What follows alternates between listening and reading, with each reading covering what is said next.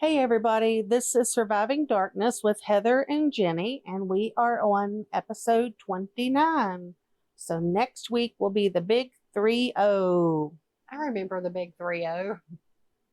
Oh, too, it was just yesterday. Yeah, it was.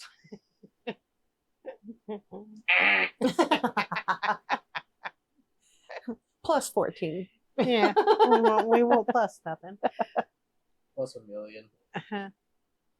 You put both of us together, maybe.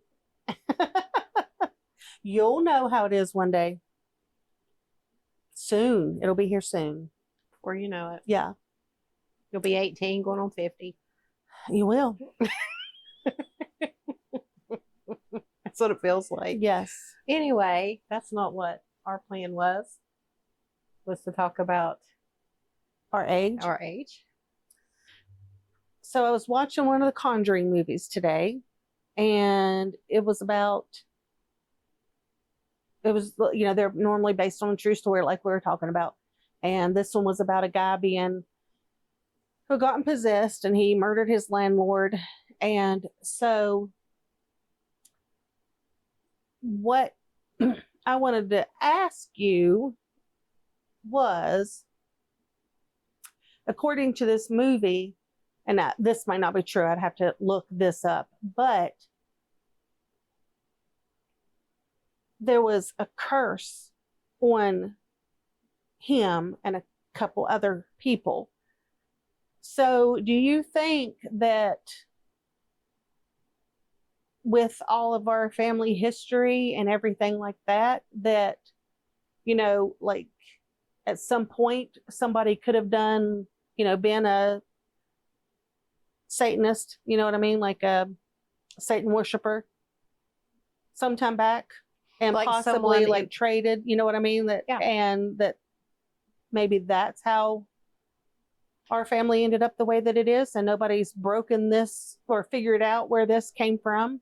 That's what I have pretty much said all along, not so much in those words, but I feel like someone has dabbled in something that they shouldn't have. And I don't know that they so much like sold their soul, but they got into something they shouldn't have. I don't know if it was into Satan worship. I'm not sure exactly what it was, but I think that if you go back generations, we're not going to know because everybody's gone. Right. But there was something that opened that door and allowed that attachment in this family. I know that, you had mentioned something about that. I just was, you know what I mean? Like, it just kind of piqued my interest to think that things like that really can happen, and I was reading about like different demonic entities, and it was talking about some of them that have the ability to bargain with people. Because I know we were talking about that with like it bargaining with us. Yes. And I was reading about the different ones. Some of them have that power. Some people don't, or some of them don't. People. Some of the demonic entities don't have that. It was like it's according to rank with them. Okay. And how many legions that they have under them as to what kind of power that they have. It's like, how close are they to Satan? They have their hierarchy too, like our government. We have a president, vice president, and all. Right. Yes. So then they have like a president of hell and a vice president of hell and a general and all of this other stuff from what I was reading. And some of them have that ability to bargain. So who knows if an entity has the power to bargain, right, then it's got a lot of power to stick around. And we know that whatever we have dealt with over the years has had a lot of power. I mean, it has followed from house to house to house. That has to have a lot of power. It has to have a lot of power to even be able to communicate, to take over people, not just one person. And it's not even so much, even if you think about it, it wasn't when they came in the house. It took over them before they even got to the house. It would be in them to bring them to the house. So that would take a lot of power to be able to leave an area, I would think, to possess someone to bring them to an area. I don't know. I don't know that much about, or I mean, like spirit stuff. I mean, I don't know if there's like a radius of their Right. strength. I Or don't know. when they were subjected to it in the house, maybe there was another being.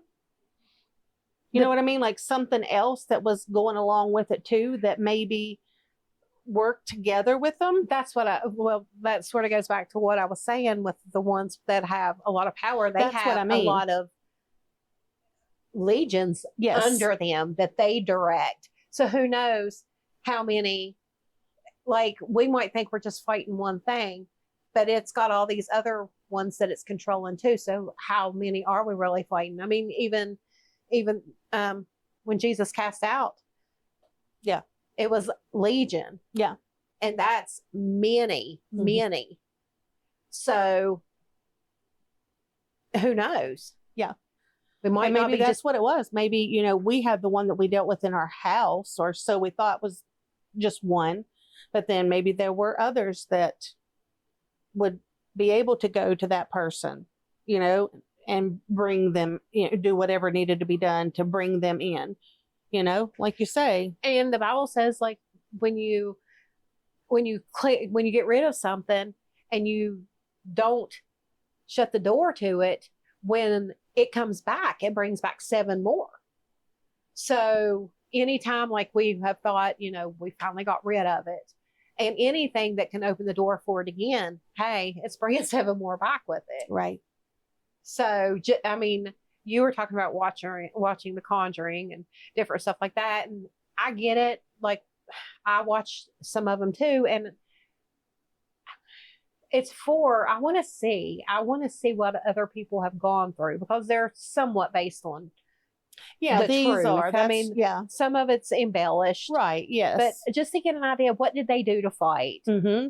What did they do to open the door for that to come in? Right. And different things. I try to look at it in a educational way. Right.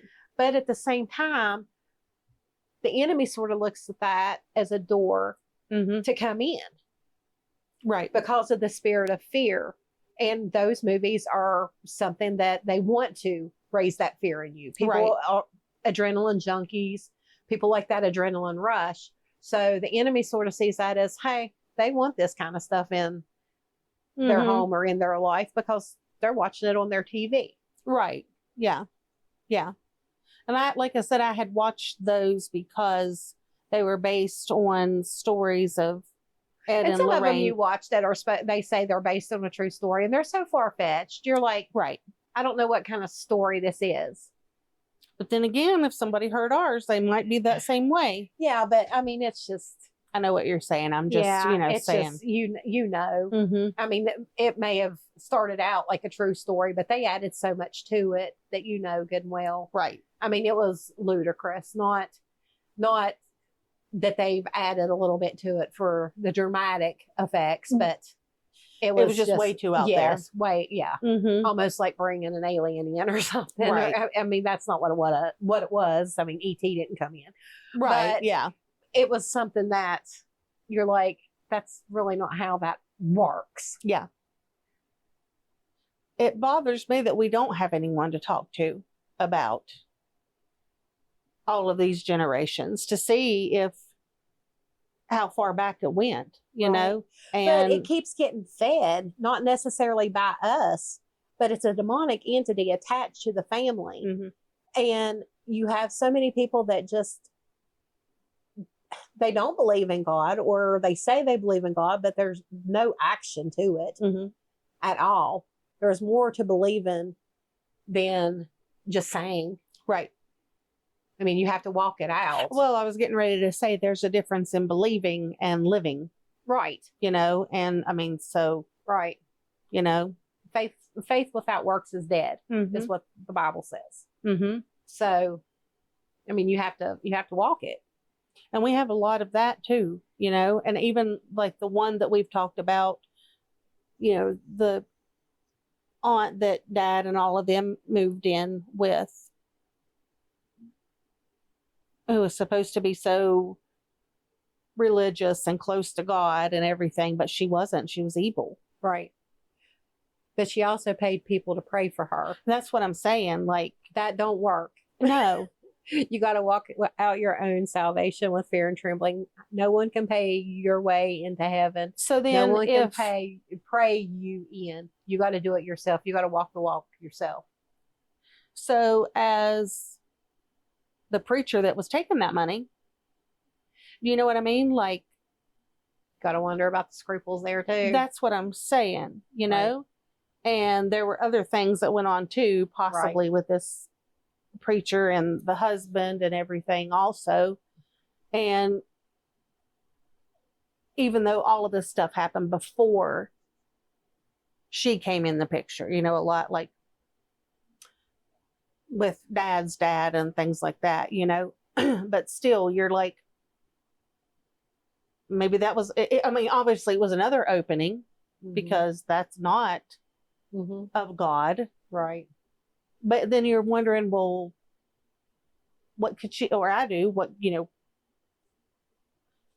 what could she have been doing behind closed doors? You know what I mean? Like, yeah. But then, I mean, it just dawned on me, I wonder what all happened to her because she did wind up in a mental institution. I don't know what her diagnoses were. I don't know what all she may have gone through growing up too and brought that her own. That's what it seems like. It seems like our family is drawn to people who have their own attachments. And it's like it gets stronger and stronger every generation because we just keep adding more demonic attachments to the tree. And we've talked about that before, that it was like our family was just a magnet for these people. Right. And obviously that's because I feel like whatever it was pulling these people, evil people, in to have them around, you know? Because if they were walking with God too, then they would have known or kind of known how to fight it. Right. We had some crazy stuff going on this week. I don't remember what all exactly was going on, but Jesse got a suggested friend thing pop up for, and you know, he hasn't been on Facebook for a couple years. So I don't remember what was going on here, but I was like, that's weird because something was going on. And then he said he got that suggested friend thing. It's I just feel like that's the enemy. It's like if things are going smooth, we're going to throw something in there to catch you off guard. It's always like that. If anything's going the least little bit smooth, we're going to throw something in, right? Just to stir things up. And then I'm sort of changing the subject, but not because we're talking about the family and stuff. Right. We saw an article of a cousin's. Well, he's a cousin on down, but getting in trouble. And it's like, when does it stop?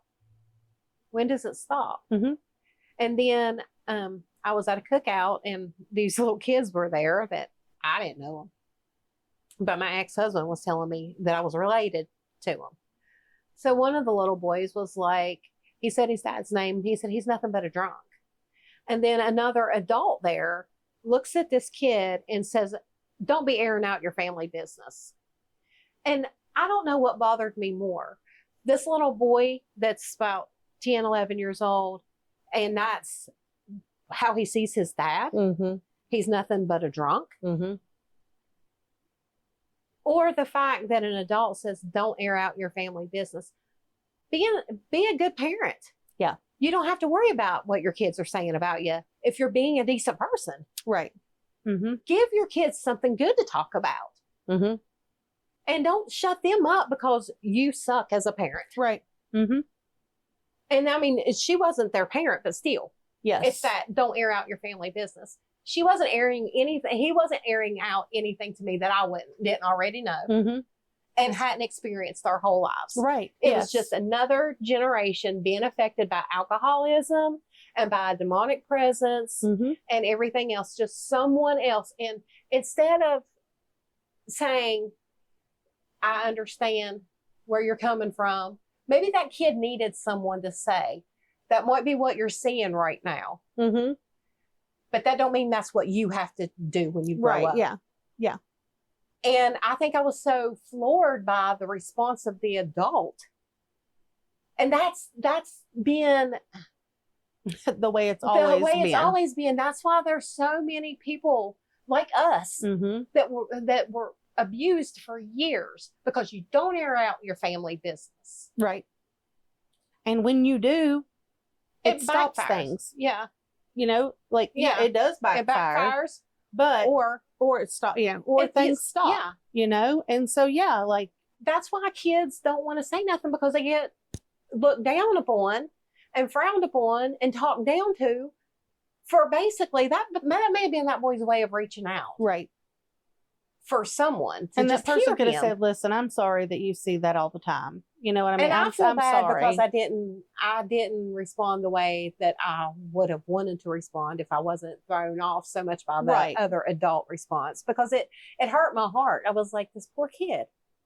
Then it probably made you mad too, because that's how we were all of our lives. I was just don't say anything, don't say anything. And that's how things were so bad. And if I run into that kid again or get the opportunity, I'm going to speak good into his life.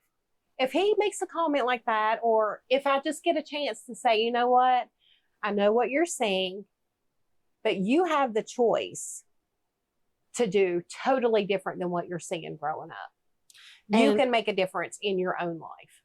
And we know that boy's grandfather is an alcoholic too. So, you know what I mean? Like, so it comes down, right? It really does. And maybe that boy speaking out. But you could feel the hate. Yeah. Already in that little boy. I don't know what all he sees behind closed doors. Mm-hmm. I really don't. Right. I don't know what all he's witnessed. Right. I don't know if his dad, like a lot of our family members, are just downright mean when they're drinking. Mm-hmm. Yes. And I mean, they're just mean. Yeah. I mean, our dad was want to shoot his own brother drunk. So they're totally just mean. Obnoxious, Right. Just, yeah. And they act like they're just so tough and just want to beat up everybody. Mm-hmm. So, I mean, we don't know what he has seen. Right. But there was such loathing, and that's sad. That's sad that he has that much loathing toward his own dad. Mm-hmm. And he didn't even call him dad. He used his name. He didn't even call him dad. And like you say, that means he's lost all respect for him. Right. Already. He has. And he just spit it out and went on playing. And I'm like, what? Yeah. And it bothered me. It really, really bothered me, because I was like, we're doing this every week.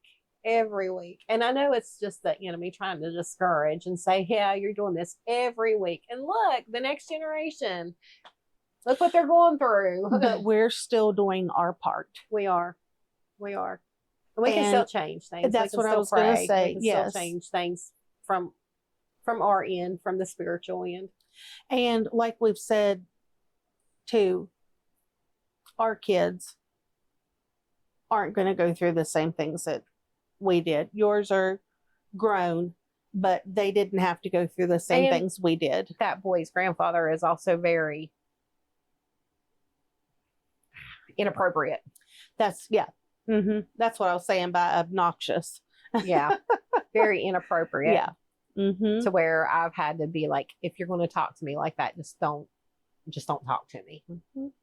Yes. Yep. It's not acceptable. Mm-hmm.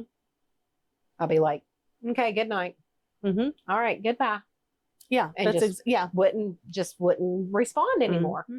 Yes. I'm like, I don't know who in the family that you talk to like that let you get by with it, but I'm not the one. Mm-hmm. Mm-hmm. And then he'd be like, well, you're not as nice as your sister. I was like, yeah. I'm not nice when it comes to that. But right. I'm sure she's only going to put up with it for so long, and she's going to tell you what she thinks. I would just ignore a lot of it, you know, and Right. change the subject Right. or whatever, you know, be like, Right. whatever, I just, you know. it's like, I'm not doing this with you. Good night. Right. And it makes you feel Dirty. yeah, it does. Again, and it's Belittled. like, yeah, and it's like, dude, I'm not going through this again. You know what I mean? With you like, or anybody yes, else. Yes. And then, like, he had messaged me asking me about the situation with Dad. And he was like, well, your sister told me a little bit or something. And I started explaining. And then he starts using it like as a door opening for him. And I was like, nah, I don't really want to talk about it anymore. Is exactly what was done. And I was believe you. I was like, I believe it. Yeah, I'm not sharing this with you so that you can use it to your advantage. Yeah. So I don't really feel that I need to discuss this with you anymore. Right. You don't need any more details. And it was sort of making me uncomfortable because he was asking very specific details. And I was like, you're doing this in a way that is uncomfortable for me and almost like you're enjoying it. Yeah, that's what I was getting ready to say. Like they and were I'm getting like, something no, out of it. No, I'm not here for your pleasure. No, and my torture is not Your pleasure. Yeah, exactly. And no. So I don't, you really have to be careful too, I guess, with some of the people that you share your stuff with on a personal one-to-one basis. I mean, here we share it with everybody, but they're not messaging us, asking us crazy specific stuff. Details and how you felt and all this stuff that's just very inappropriate. I don't remember a lot of conversations like that with him. Probably because that late at night when he sees that you're active on Facebook, you done took your meds and you don't remember much of nothing. I don't. No. A lot of times I don't. No. I didn't have that pleasure of taking the meds and not knowing anything. And a lot of times I'd fall asleep in the middle of conversations. And so he knew he wasn't going to get anywhere with me, you know. And he was like, you fall asleep so fast. And I'm like, yeah, well, you take muscle relaxers for your back too. And see if you don't get knocked out immediately. Well, unicorn just came in the room. Good night. Yeah, that's it. Yes. Yeah. So he may have tried to start that and I probably fell asleep. Right. But that's funny. I'm just saying, you know, maybe that was. But I think that it would get on my nerves because he'd be like, yeah, we sang at church Sunday. And then he was so inappropriate at other times. And I was like, interesting. Yeah. Yes. I don't know. I don't know people's thinking. I don't understand people's thinking. Yeah. Singing in church don't get you to heaven. And it don't cover up all the stuff that you're doing throughout the week. Right. That's exactly right. You're right. Anyway, with it being late at night though, and him being medicated, do you think maybe there was a demonic presence there too?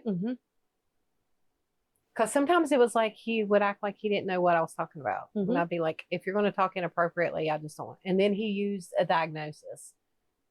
He wasn't just medicated, he was drunk on top of all that stuff too. That was all. Yeah, I know that for a fact. Okay. Yeah. And then he tried to use the excuse of a diagnosis as the reason that he was talking crazy, because normally he wouldn't do that. Yeah. So sometimes I got an eerie feeling because he's just different. He's a strange person, very quiet and withdrawn. But I don't know. He just seems like to me he could be some kind of serial killer or something. He's very different, very, very odd. But then again, that's how our family is. The ones that are the most crazy, like, how do I want to put it? The most sexually crazy, depraved, what's, I don't know, are the quiet ones. It's because they have a lot of time, or they make a lot of time to just sit back and think about things. I guess. I mean, the other one was like weird. He would just sit there and stare at you, and like when he would come over and visit or something, he really didn't have anything to say. He'd just sit there and stare at you. And then you're sitting there trying to make conversation, and he's like, and he really didn't have much to say. So he would just stare at you. This isn't funny, but it is kind of funny.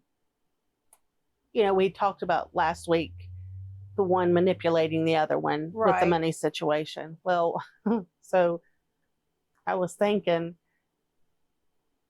the one had cleaned my car, like detailed my car, right? And said it could be like this amount of money or this amount, you know, like blah, blah, blah. And so when he finished, it ended up being like $150 to detail my car. And I was like, yeah, it was not that dirty. Like it was not. Right now, it probably would be $150 worth, but at that point, it was not. But I was like, whatever. And I was thinking, maybe that's because I never gave him an opportunity to ever, you know, manipulate me. So that was why he charged me the full amount, you know. I mean, I don't know. I mean, you never know. And I'm not saying that, you know, I mean, like I am making a joke. Right. But at the same time, it's like, well, it makes me feel weird too, because I had put a post on Facebook that I needed someone with a truck to help me with something. Yeah. And he volunteered to help. Mm-hmm.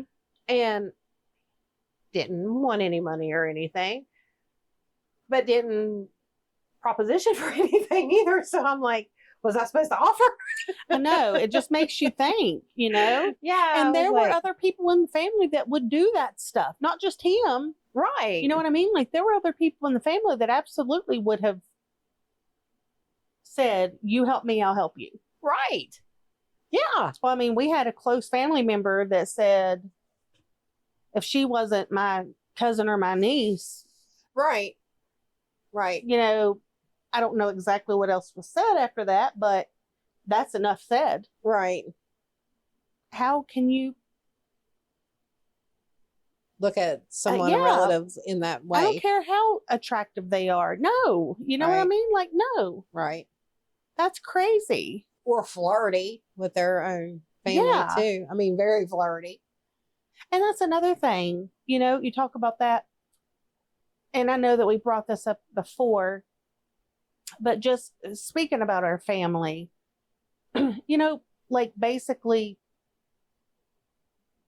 at teenage years, having sex with each other, you know, cousins, and I mean, just, and the brothers and sisters just being like, oh yeah, it happens. It's okay. No, you know, and that was our generation. Yeah. It's like, no, you know, that's not okay. Now looking back, you know, they're kind of like, yeah, that was crazy. Right. Right. You know, the one that, you know, told me that this was going on. And he said, you know, it was like, basically like we all felt like everybody knew, but he said, now I know it wasn't right. Not at all. But it was kind of just like, well, it was happening. There was so much turmoil with the parents in in that situation too, that I don't know that they really paid attention to a lot of anything going on with the kids, because they were so focused on all the issues within their relationship. Yeah, that's true. Yes. Yeah. Jealousies and just different things like that. So focused on that kind of stuff that I don't, you just don't. And I say that because I've been there in a relationship like that, where I was constantly on edge, constantly felt like I had to watch every little thing I said, every little thing I did. Yeah. And I felt like that, he kept me like that so that I wouldn't notice so much or pay attention to my kids. It was a way of controlling all my time, monopolizing my time. I didn't have kids at that point, but I was in a relationship like that in my first marriage. Right. But I didn't have kids, you know, but it was everything else. I remember him walking up the steps and coming in the door, and I had just hung up the phone. It's when you actually had to hang up the phone, you know. Right. That was the good days when you could actually hang up on somebody. And he was like, who were you on the phone with? Your boyfriend? And he was serious. And I was like, what in the world are you talking about? And I don't even remember who it was that I was on the phone with. I was sitting on like the ottoman. Mm-hmm. You know, if I was trying to hide it from him, I kind of would have been at the door watching where he was, you know, whatever. And I was like, what in the world? Well, you hung up the phone as soon as I came in. Well, that was coincidental, you know. Right. I mean, but it was things like that. Oh yeah, I got that too. All the time, Mm-hmm. you know. And then like, and we've talked about this, that sometimes you don't realize how bad things are until you get out and you're looking back on them. Right. And I've learned a lot of stuff from that marriage that I'm thankful for and everything too. But a lot of that was hell. Right. The mental abuse. Right. For years, Right. you know? Right. Like years. So I understand how you can lose focus of the kids when you've got so much turmoil. Yeah, and that's what I'm saying. There. Like if I would have had kids, yeah, I absolutely can see, because you're trying not to drown. Right. And you're trying to save you. And I think my oldest son sort of used that to his advantage, that I found out after he got to be an adult and out on his own, because he was sort of scared to tell me about the stuff he was doing while he still lived at the house. Mm. Gotcha. So, yeah, I was sort of gullible, I guess. I thought when he had the munchies at his friend's house, they just didn't have food. Gotcha. Mm-hmm. Then I found out that wasn't the reason. Mm-hmm. It's like, oh, you remember when I'd call and say we needed a pizza because I was starving? Yeah. Well, didn't you realize why I was starving? Because they didn't have food? No, Mom. Yeah. But I had so much going on. He said, couldn't you smell it? I was like, right. Yeah. Mm-hmm. Yeah. So I think that if I didn't have so much craziness going on in our lives with the relationship, that I probably would have noticed a little bit more. And then that tells you how easy it is for the enemy to just move in and completely take over your mind and your situations and change. Like the things that I would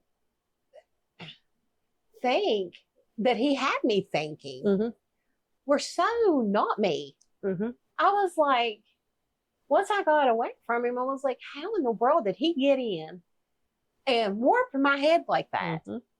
Because I was always one that could think for myself. Yeah. And I would be like, what? Yeah. That's crazy. Which I did do that a lot. That's probably why we had a lot of arguments, because I'd be like, that's far-fetched, dude. Right. But then again, you kind of are like, you doubt yourself sometimes too, you know? It's like, well, maybe what they're saying is true. Maybe I do need to do this, or maybe I did do this. Even though you're like, no, or, you know, that doesn't make any sense, or whatever, you know what I'm trying to say. Well, I had to have done something to make them that mad. Yeah. Yeah. And you're constantly trying to make them happy and do whatever you can to not cause issues, because you don't want to fight anymore. Right. Yet at the same time, it does not matter what you do.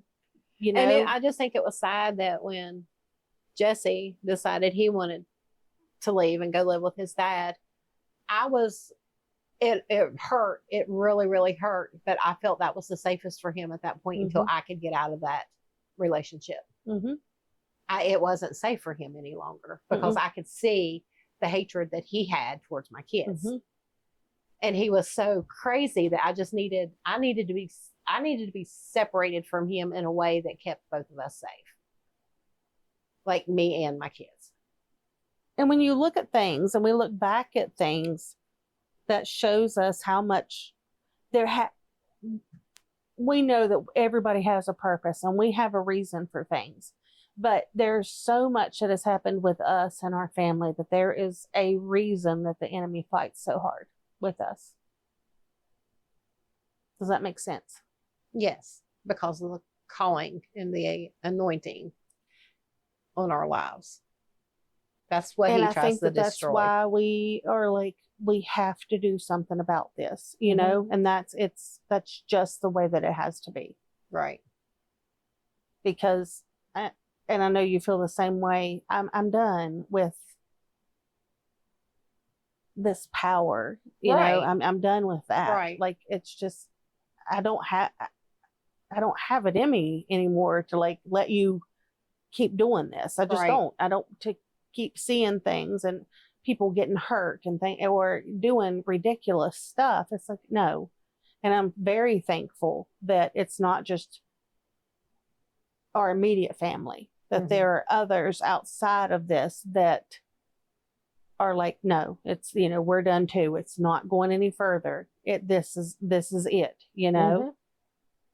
And even though we can't reach everybody in our family to make it stop, a little bit at a time. Right. You know? Right. And that's how I feel. Right. So you can't reach everybody with everything. No. And I think that if you can just reach one person, you're making a change. Mm-hmm. It don't feel like it. Some days Sometimes it's very it overwhelming. does not, no. And we see like that article and you're like, golly, wow. Yes. Wow. Why do we have to share that same last name? And then you have other people, you know, who say things that have happened in the past in the family, and they're, you know, they're not ready to talk about it on here or whatever, and that's perfectly fine. No, you know, we get that, but we still hear about them. And it's like, man, I'm just tired of hearing this stuff. Not, don't tell me, you know what I mean? Not like that. I'm just tired of hearing everything that has happened and gone on. And, you know, like, why? It's so much more than what we thought. Yeah. I mean, we knew it was bad, but it is so much more. And it makes you want to just grab a lot of our generation, put us all in a room and be like, listen, we're going to figure this out. We're going to figure out where this is coming from or whatever. And we're going to make sure, I don't care who you are, and if you like it or not, it's not going any further. Right. You know? So that's never going to happen. No. But you tell me what happened to you. You tell me what happened to you. You know, and that will never happen. We'll never know everything, the extent of everything with everybody. No. But when you have a sibling taking advantage of another sibling, and somebody walks in on that, and the one says, I'm glad you caught it because that happens a lot. You know,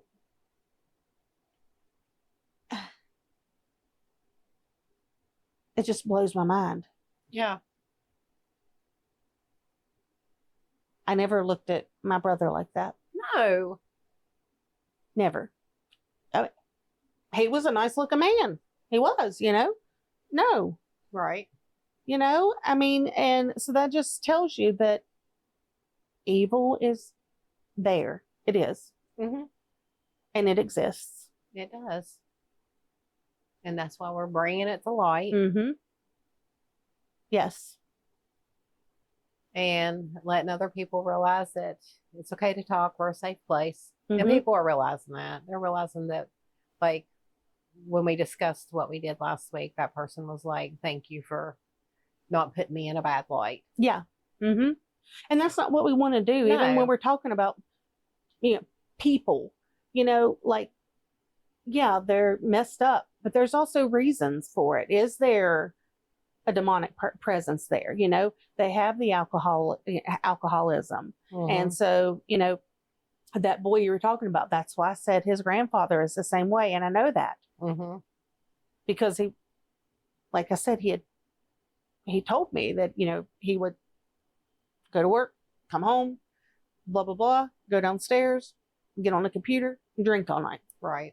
You know? And so, you know, if you're not an alcoholic, that's not what you're going to do every night. No, you're not. And so, anyway, there's just so much. And it's overwhelming sometimes to think about it. But like we say, one little step at a time, and we're bringing everything out. even if we're not saying names, anything like that, because that's not our goal, is to trash people or anything like that. It's just to say this is going on, so, but God is putting us in places for us to learn more. Mm-hmm. That's true. Yes. Because it was no one even related to us at their house that we were at. And then like relatives are there. Mm-hmm. I didn't even know I was kin to these little kids. Right. Yeah. So, mm-hmm. That gave me the opportunity to see that this is still mm-hmm. an issue, even with the generations couple behind us. Mm-hmm. And the things that, that we really need to pray about. Yeah. And focus on. And make it a point when kids come to you and say something like that, to speak something into their life that's positive. Right. Mm-hmm. Just even if it's just one little sentence saying, you know what, that's the environment that you're growing up in, but you have the ability to change who you wind up being. Mm-hmm. And one little sentence like that to someone in that environment may change everything for them. Exactly. Yes. It may click in there. When I was 10, 11 years old, this woman told me, or this person told me, that I have the ability to change. I don't have to be like what I'm seeing and what I grew up in. Mm-hmm. And she's right. I'm going to do that. That is exactly right. Yeah. I don't know that anybody ever told me that, but it's somewhere in my head. I came up with it. Mm-hmm. Right. Because I was like, I'm not going to be like this. Yeah. I'm not going to live like this. Mm-hmm. Yeah. And that's why we've chosen to stay away from a lot of things. Yeah. I was like, I'm going to go to school. I'm going to get an education. If I run into some jerk, I can take care of myself. Right. I'm not keeping them around. Yeah. And plus, I'm like, you know what? I've gone through, I'm speaking for me, we both have, but I've gone through way too much to keep continuing to go through things. Right. You're right. This is not what I want to do for the rest of my life. And I don't want anyone else going through what we've gone through. No. Mm-mm. And that's where the problem is. And we get on here and we talk every week, and we've said that it's draining, and nobody knows what we go through during the rest of the week. Mm-mm. I know for me, when we talk about this, you start rehashing things in your head and just reliving a lot of the stuff. And it's nightmares. Hard. Yes. And it takes a toll on you mentally. And sometimes I'm like, I don't want to go in there. I don't want to go record again. I don't want to talk about this stuff anymore. But we're not done. No. And that's all that I can say is we're not done. No, we're not. And God reminds us with those little things. Mm-hmm. Yeah. Those little circumstances that, no, we're not done yet. Mm-hmm. There's still more. There's still more people to reach. There's still more people that want to share. Mm-hmm. They just haven't got the courage up yet. And if we quit now, they're not gonna share. No, that is exactly right. So even if sometimes it feels repetitive that we've said the same thing a couple of times, we're still here, we're still sharing, and we're letting people know that they can share too. Yes. We're not shutting that down. And generational curses are real. They are. Demonic presences are real. That ability to decide where you want your life to go and to fight against those. You don't have to be a victim of it forever. No, you don't. You don't. So, yeah. That's why we say victim by force. That's exactly right. Survivor by choice. Yes, absolutely. We choose not to let it beat us down for the rest of our lives. Mm-hmm. Yes. All right. I guess we're good for this week. Mm-hmm. You got any more? No, I do not. You all tuckered and talked out. Yes, yes, yes. And you're right. By the end, we sort of know we're like, we're good. We're done. you almost feel like you don't have any more Yeah. in you. Yeah. It's just gone for the day. Yeah. It's like, okay, I think I'm mentally done. Yeah. You know, so yeah. I'm tired. I think I'll sleep now. And it doesn't even matter what time of day it is. Is that what Forrest Gump said? I'm tired. I think I'll sleep now or Yeah. something like that. Yeah. But yeah, it doesn't even matter what time of day it is. It can be when early we're in the done, afternoon. Yeah. It can be at night. It's just, you're just mentally, emotionally, physically just drained. And we could say, you know what, I can't do this. I can't do this. But then we have people that reach out, or we find out more things like we've said. And it's like, nope. Well, my prayer life has definitely grown a whole lot because I do a lot of praying. I do a lot of praying. When I hear about these things, I'm like, Lord, you got to change it. You got to change it. I'm trying. That's a different subject, but you know. We do that. Like, I'll be in a slump and you'll be praying through, and then you'll be in a slump and I'll be doing all the praying. Yes. And I don't even know that you're in a slump, but my prayer life kicks up even more. It's like, God's like, talk to me, talk to me, talk to me. And then you're like, I just can't right now. So he's like, talk to me, talk to me, talk to me. And then when I'm in a slump, he's telling you, talk to me, talk to me, talk to me. That's true. Yes. Yeah. Yeah. And it's nice to know that other people go through that too. Yes. Like you do. I have a good friend who's like, I just can't pray right now. And I have things I really need to be praying about. And I'm like, okay, well, then I will help you pray. I got you. Yeah, that's exactly right. You know, and it's good to have people like that. I think she's a very good friend, and she's a good lady of God that listens to us and checks in on us a lot. And that means, it really does mean a lot. And it's not being nosy. You can tell that it's really, genuine, caring. Yes. And I'm praying for you. And that truly does mean a lot when somebody says that, and you know that they mean it. And when you're in a struggle yourself, sometimes you're like, thank you. I just need somebody to do that for me. I just think it's weird that we don't talk about our prayer life. And that's just how it's going. Because I was in my slump and you were all carrying me, talking the Bible to me and picking me up. And then I was like, okay. Yes. So then we started this or whatever. And I guess it's the same way as when we were growing up. I didn't know you were fighting. You didn't know what all I was fighting, but I was still fighting for whoever that girl was that was ready to give up and just done with life. So God talks to us. He lets us know. He might not say exactly what it is, but he lets us know that stirring, that pulling, talk to me.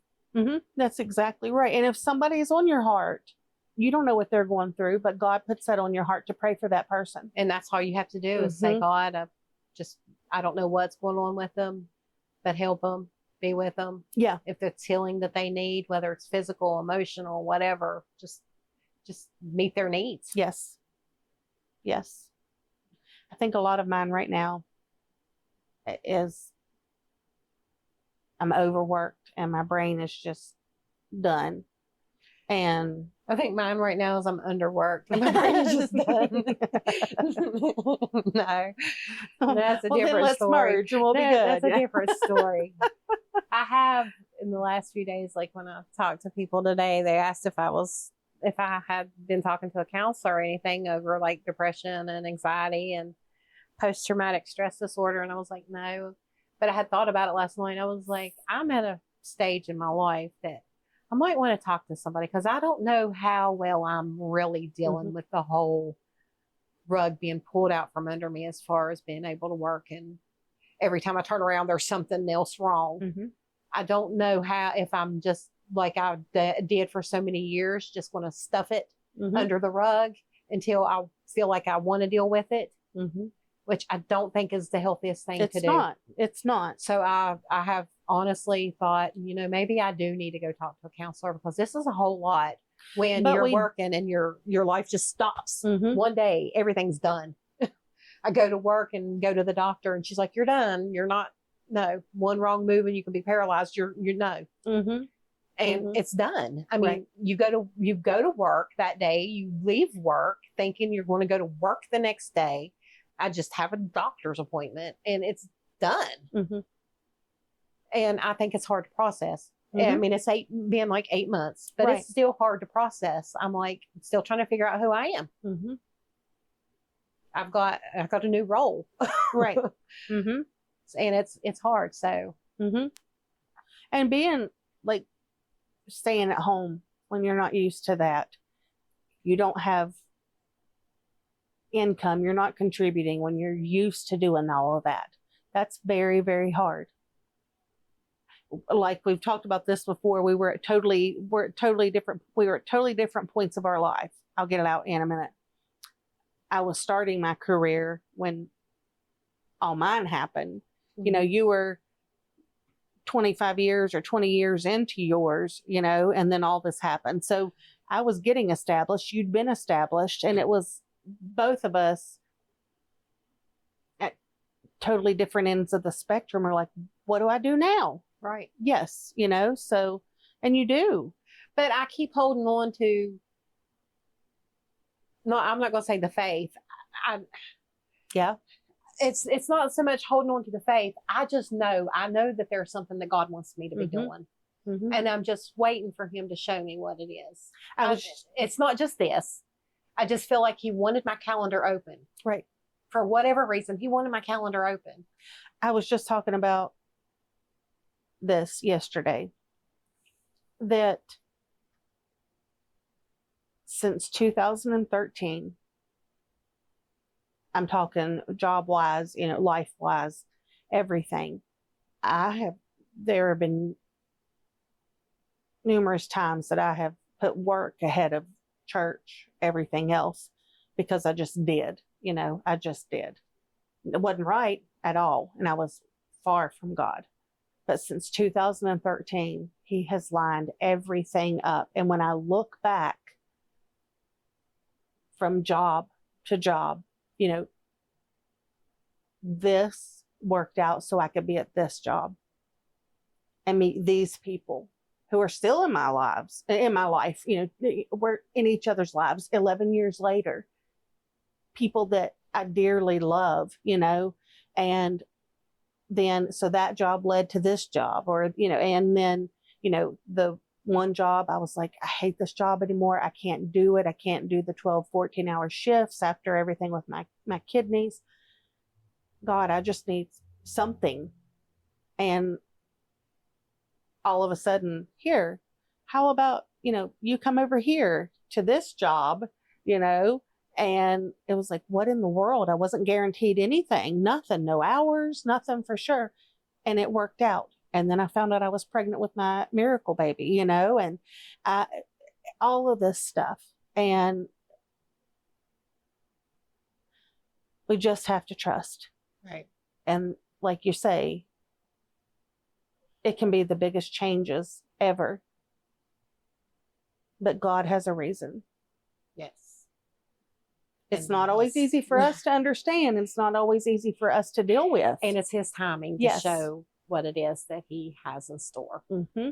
That is exactly right. Yes. Yes. It's in the waiting that you find out what your relationship really is with God. Mm-hmm. Yes. Because it's in the valleys that sometimes people turn and walk away.